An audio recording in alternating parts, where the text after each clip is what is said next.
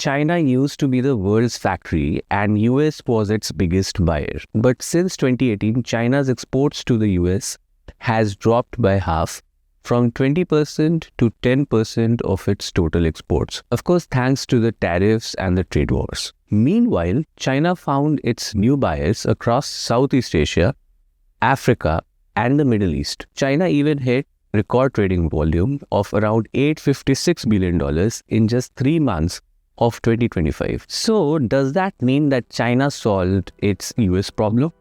Well, not exactly. Despite all these new customers, China is more vulnerable to American economic decisions today than it was 5 years ago. And you know something? China knows it. Let me show you how. See, the fundamental problem that China faces is the scale and the price that America offers. America is not just a customer for China. It is one of the most important customers for China. So let's look at some numbers. In 2024, America imported around $430 billion worth of goods from China. Now the ASEAN countries, where China is trying to find its new customers, at the same time in 2024, imported around $575 billion worth of goods from China. Now since 575 is over $100 billion more than 430, does that mean that China's diversification to the ASEAN countries has worked? Can the ASEAN countries replace the USA as its next major trading partner? Not so fast. Let's look at what those numbers actually mean. If we check the population in 2024, the ASEAN countries had 670 million people and the USA had 345 million people. So ASEAN countries had around 670 million people buying $575 billion worth of Chinese goods, right? Whereas America had around 345 million people buying $430 billion worth of Chinese goods in 2024. That means an ASEAN buyer buys about $858 worth of Chinese products per year, whereas the average American buys about $1246 worth of Chinese products per year. That means with half the population, Americans buy 45% more of Chinese goods per person per year than the ASEAN residents do. But you know, here's where it gets really more complicated for China. That $575 billion coming from the ASEAN countries is not from one market. It is from 10 different countries, 10 different governments, 10 different currencies, 10 different regulatory frameworks. And compare that to America, one country, one massive market, one set of regulations, one language, and one currency. And not just any currency, the US dollar, the world's reserve currency, which is still used in over 40% of international trade invoicing. And when China sells to Vietnam, Indonesia, or Thailand, they get dong, rupiah, or baht. Currencies that can swing 10 to 20% in value, are not freely convertible and cannot easily be used in other trades. And you know, here's how we know this is a massive problem for China. Look at what are they doing right now. They have to build an entire infrastructure around it. Like in October 2024, China wrapped up negotiations for CFT 3.0, a massive upgrade to their free trade agreement with ASEAN. They're building cross-border QR payment systems across all ASEAN countries. They're creating financial connectivity platforms and they're linking payment infrastructures between Chinese and the ASEAN banks. See, I'm not saying that these are not possible, but we have to understand that these efforts need billions of dollars and years of diplomatic efforts. But with America, it was no special payment infrastructure that was needed, no currency hedging that was required. The trade relationship just worked. So we talked about money, exports, new customers, but we still haven't talked about the biggest challenge for China. This is something that China needs from America that is not easily available elsewhere. This is not about money, this is about technology. Let me give you an example to explain the scenario here. Imagine you're a chef who makes special sushi. For this special sushi, you need very specific type of tuna that only one fisherman knows how to catch. Now, if that fisherman stops selling to you, then your restaurant will be in trouble. And this is China's reality with American technology. Let me explain it in more detail. See, China is world's factory. It makes smartphones, computers, electric vehicles, you name it. Now in 2024, these high-tech technology products made up around 30% of China's total exports. That was around $825 billion. But here's the catch, that to make these high-tech technology products like smartphones, China needs appliances or machines that it cannot produce domestically yet. Take smartphones for example. China is a massive smartphone manufacturer and exporter. In 2024 alone, China exported $135 billion worth of mobile phones. That's actually half of all the mobile phones exported globally. But here's the thing, making these smartphones, in which China leads the world, has a major dependency. The dependency is what is found inside these smartphones. Inside every smartphone, every data center, every AI system, and every advanced military sensor,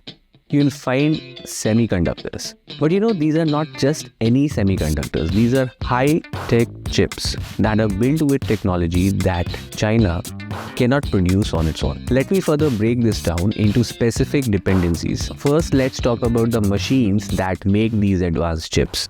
So the thing is that the machines or the appliances needed to manufacture these advanced chips is dominated by American firms. There are basically 3 American firms that dominate this space: Applied Materials, Lam Research, and KLA Corporation.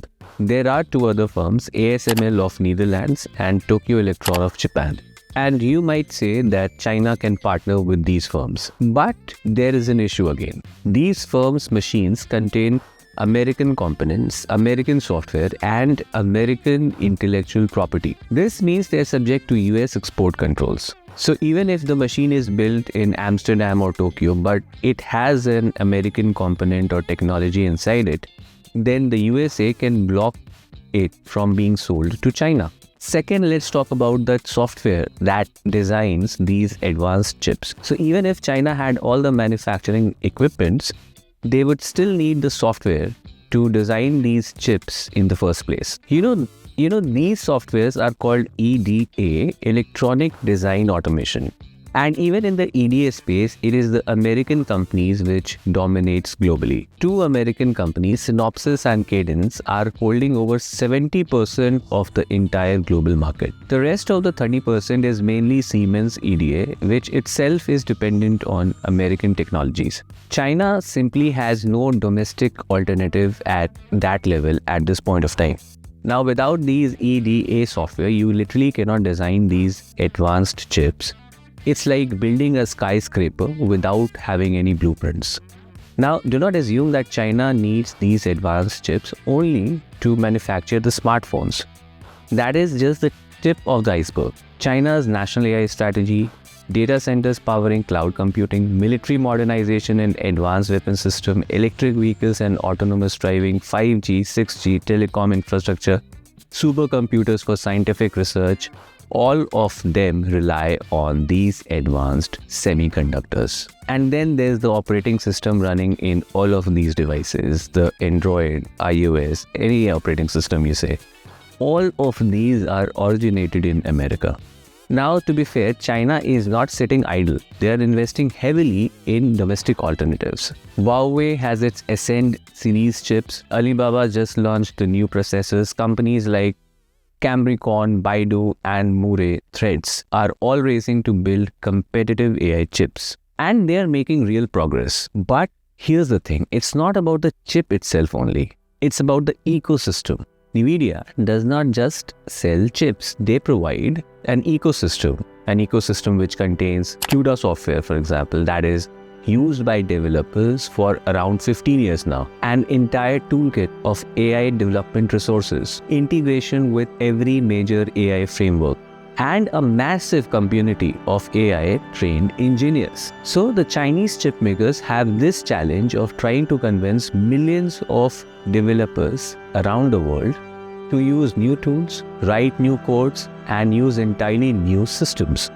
And remember, this is not a 2-year problem. This is a 10-year problem, or maybe longer. Right now in 2025, NVIDIA still dominates the global AI chip market with over 80% of market share. So yes, China is working hard to be self-sufficient in technology, And eventually they might also get there. But today China still needs, and in fact the world needs, American-based technology. And remember, I have not counted the Microsoft and the Google. Think of how modern day corporates even work.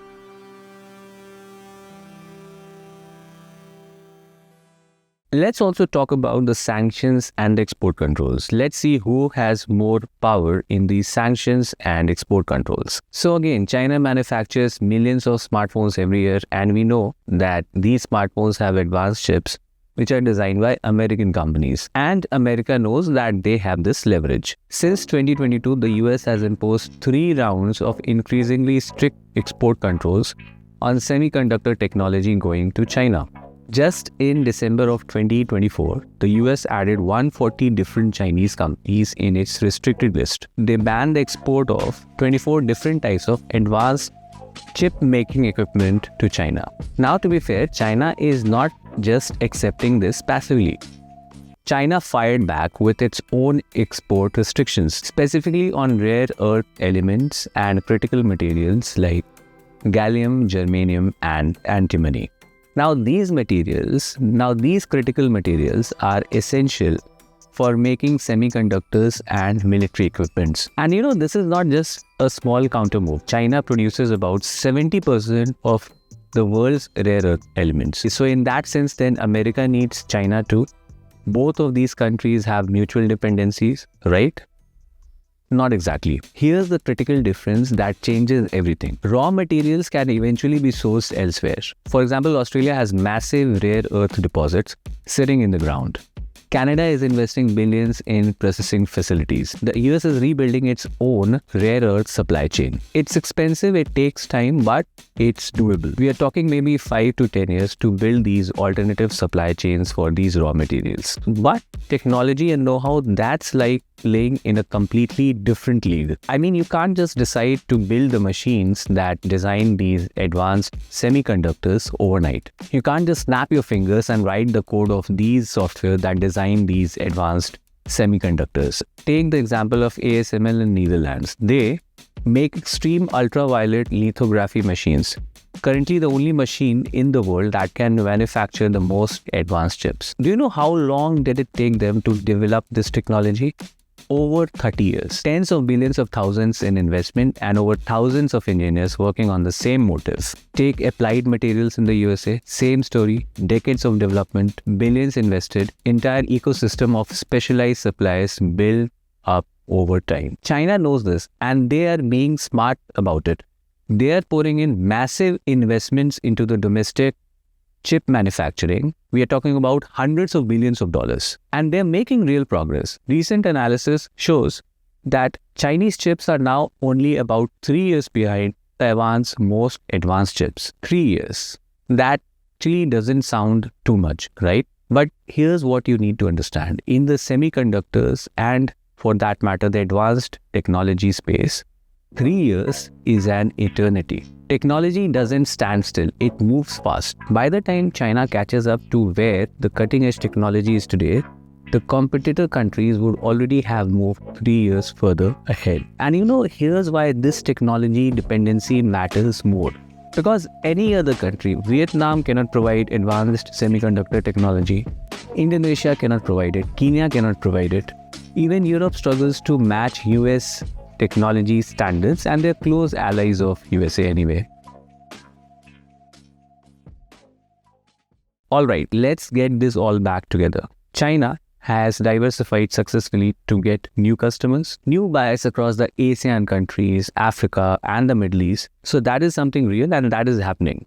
But China has not and cannot easily diversify away from its technology suppliers. And that's a dependency that no amount of new trade deals and no amount of diplomatic negotiations can solve quickly. We are talking at least the next decade or probably longer. So this is why China is investing hundreds of billions of dollars in its technology, trying to catch up. And this is why, despite all those headlines about decoupling and de-risking, China still needs USA in ways that go far beyond just having customers who buy their product. And the reality is that for at least the next decade, the US market remains uniquely valuable to China.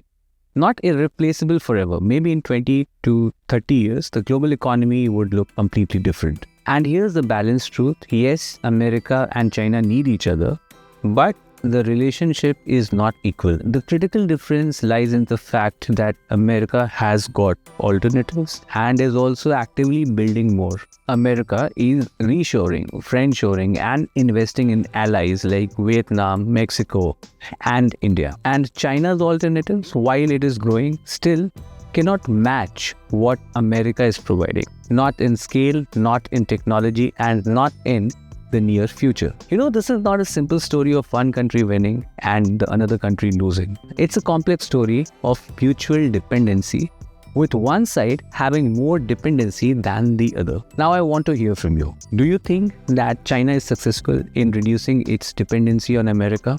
Or is this just diversification that is more about managing risks than achieving independence? Drop your thoughts in the comment section. I read every single one. The best discussions happen down there. And if this kind of analysis of macroeconomics and geopolitical topics is valuable to you, hit that subscribe button, because the world is complicated, but it hasn't to be confusing. Thanks for watching. I'll see you in the next one.